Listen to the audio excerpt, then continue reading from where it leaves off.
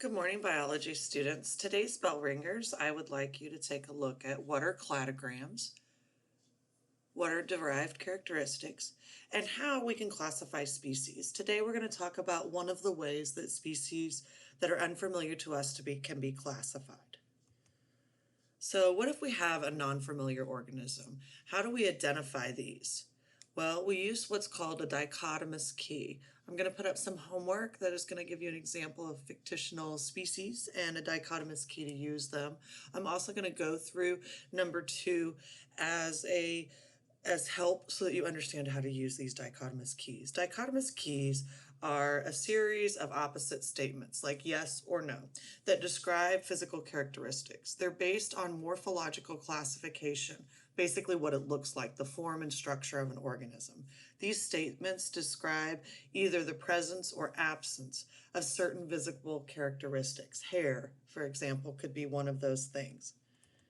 Each set of choices are arranged so that steps produce smaller subsets. So it starts with the really broad thing and then goes in more and more narrow as you go through these dichotomous keys. You always start at 1 every time you use the dichotomous key, and then you continue down until you find the statement that best fits the picture. And then that tells you the identity or the species and genus of this particular organism.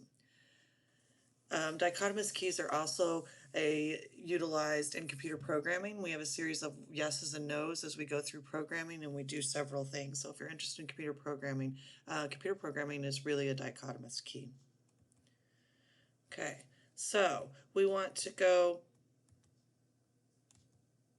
through our example. And to do that, I want to take a look at a dichotomous key that is going to be your homework. I haven't put it up yet, but I will put it up this afternoon. On Teams, I'm going to put up this homework for a dichotomous key.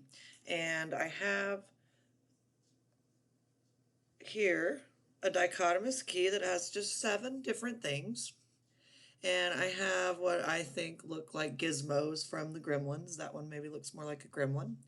And these are the things that we're identifying, or the species that we're trying to identify. All of them are normous, is their genus name, and then their species name is identified here as we go through the dichotomous key. So the first thing that we do, we're going to look at number 2 here for this example.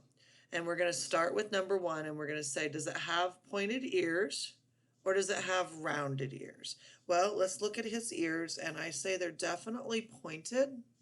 And so if he has pointed ears, we need to go to number 3. Number 3, is the ears point outward, or upward, or downward? Well, they clearly point downward. So if the ears point downward, we're going to go to number 4. Number 4.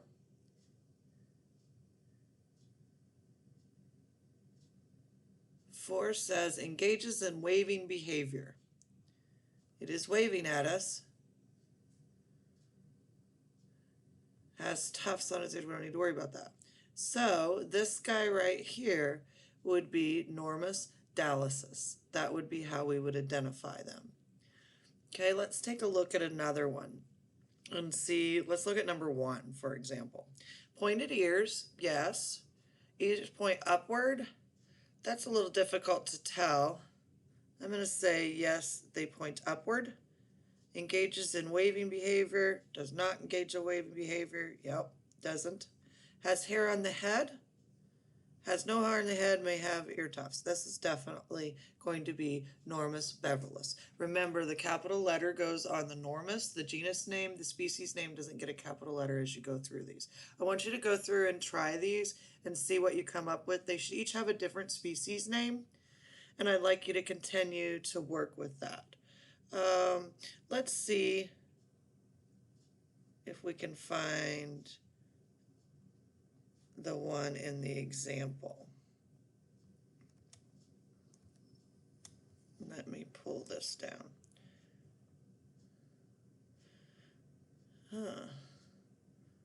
Yeah, let's try number 6. So number 6 has pointed ears, yes. Go to 3. Ears point upward, yes. We're going to go to 5. Engages in waving behavior, yes indeed. He is waving at us. And so this little guy right here in number 6 would be Norno Walla Walla. And so I would write capital N, Norno, and then Walla Walla in lower cases. And that's again for number 6. And so let's go back to our notes and let's look through that one. And so you can see this example was based on number 6. Species number 6 is Norno Walla Walla. Keep up the good work. Try these, and then let me know if you have any questions or need any further help. Have a great day.